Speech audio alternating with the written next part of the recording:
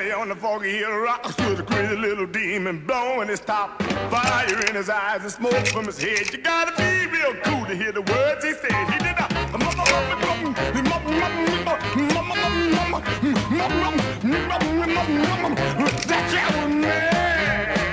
Bonjour Geoffrey Kondogbia. Salut.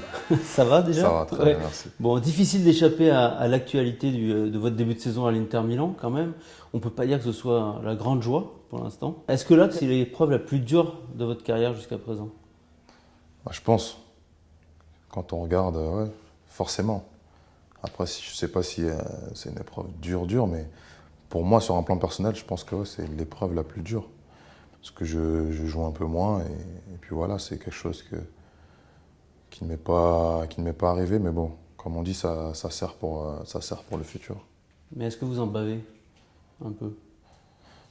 En baver, j'ai envie de vous dire, voilà, aujourd'hui, Dieu merci, tout se passe bien dans ma famille. Après, ce qui me fait souffrir le plus, c'est de ne pas pouvoir m'exprimer, de ne pas pouvoir jouer au football. Voilà, c'est ça qui me manque le plus en vérité. Alors il y a eu un passage un petit peu curieux, étonnant en tout cas. Voilà, vous savez de quoi on va parler. Franck Debourg, fin septembre, face à Bologne, il vous a sorti après 28 minutes de jeu. Comment on vit une chose pareille? Mal déjà. C'est normal, voilà, sortir à la 28e, je pense pas que ça arrive à tout le monde. Après, voilà, j'essaye de relativiser. On s'est parlé. Je vais pas parler sur lui ou dire certaines choses qui m'ont pas plu parce que voilà, je le vois tous les jours d'abord, donc ça serait malhonnête de ma part. Et puis voilà, on a discuté et puis chacun connaît son point de vue. Donc ça s'arrête là. Sa déclaration après le match, elle fut terrible. Il a dit « Quand un joueur ne veut pas comprendre, il ne peut pas rester sur le terrain. Je lui ai dit qu'il devait jouer simple, mais il ne veut pas écouter. » Alors quand il y a la sanction du terrain, plus la sanction verbale derrière, on le vit comment? Est-ce qu'on le vit comme une petite humiliation? Bien sûr. Après, comme j'ai dit, voilà, je lui ai dit ce que je pensais après. Je vais pas rajouter un peu d'huile sur le feu en disant ici ce que je pense de lui ou ce que j'ai pensé de ce qu'il a fait. Ça a été chaud? Non, simplement, on a essayé de clarifier les choses, simplement. Après, on n'accepte pas, mais bon, au moins, les choses sont claires entre nous, plus ou moins. Vous en voulez un petit peu à vous-même aussi?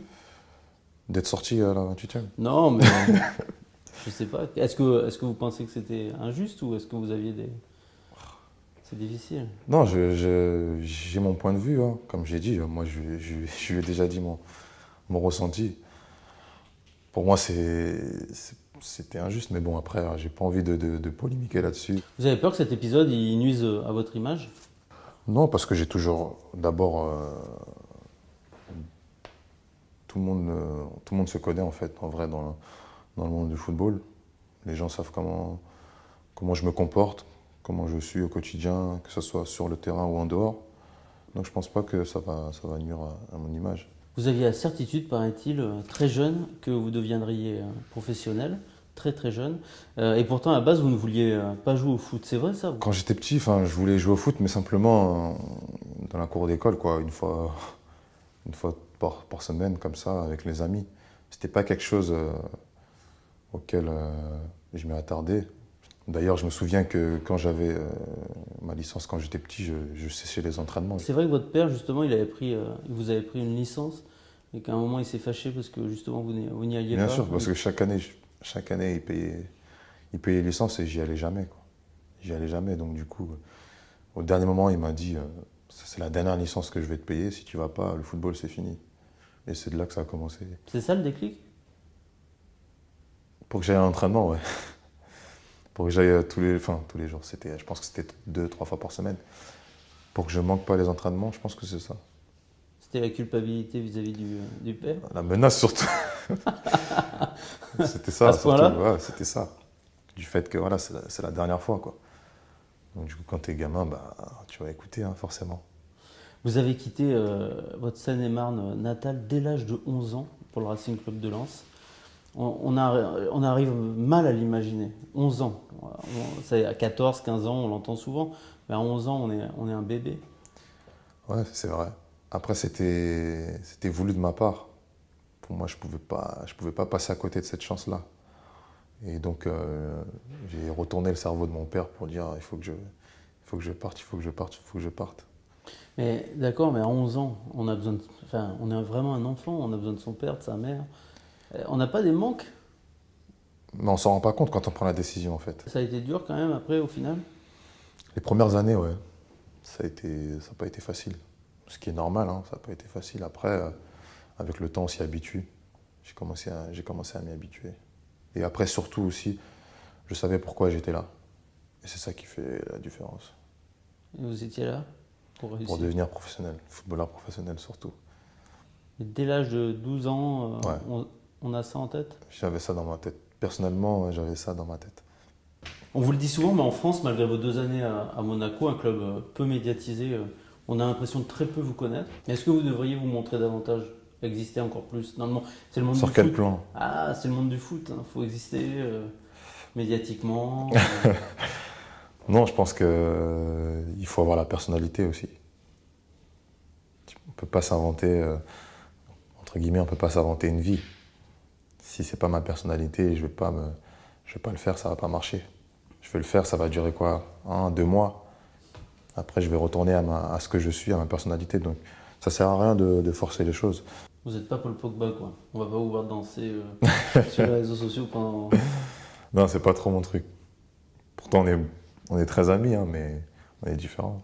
Bon, à l'avenir, là, on est au mois de novembre. Vous le voyez comment, déjà, pour cette saison? Vous êtes optimiste? Sur le plan personnel ou sur le Sur le plan... plan personnel? Optimiste, toujours, il faut l'être. Il faut l'être. Maintenant, C'est un petit optimiste, là. Non, il faut l'être, puisque... Non, après, il faut être réaliste, il y a une situation qui est là. Donc il faut essayer d'inverser la tendance. Si les choses n'évoluent pas d'ici le mois de janvier, il faudra envisager un départ, ou c'est hors de question? Non, je suis pas dans cette optique-là. Après, je suis un joueur de foot, donc la première chose que j'aime, c'est jouer. Jouer, prendre du plaisir. Donc c'est normal que si la situation ne s'arrange pas, ce sera difficile de ne pas penser à autre chose. Mais aujourd'hui, à l'heure où on parle, aujourd'hui, c'est impensable. Vous êtes sous contrat jusqu'en 2020 en plus. Donc voilà, l'idée. Il y aura peut-être un changement de coach d'ici là, remarqué. Mais vous pouvez pas le dire, vous pouvez pas dire que vous l'espérez en tout cas. Mais en tout cas, c'est une situation où, pour l'équipe de France notamment, donc vous étiez rappelé en septembre par Didier Deschamps, vous avez absolument besoin de retrouver le terrain assez vite. Ouais, c'est dommage parce que j'avais de bonnes sensations en début de saison. Je me sentais bien et je pense que le sélectionneur l'avait remarqué, même si je suis parti pour remplacer un autre joueur. C'est quand même un signal fort. Le grand objectif, ça reste la Coupe du Monde 2018 pour vous? Bien sûr. C'est le grand objectif, ouais. L'objectif. Ouais. C'est encore loin et près, on va dire. Ça arrive vite, hein? Ouais, ça arrive vite. Donc, ouais, ça reste toujours l'objectif. Donc, il faut, comme j'ai dit, il faut positiver, essayer d'inverser la tendance. Et surtout que dans le football, d'une semaine à l'autre, il se passe tellement de choses. C'est ça surtout. Bon, ça va s'arranger, hein. J'espère, je pense. Ouais. Bon, merci beaucoup. Merci. Merci.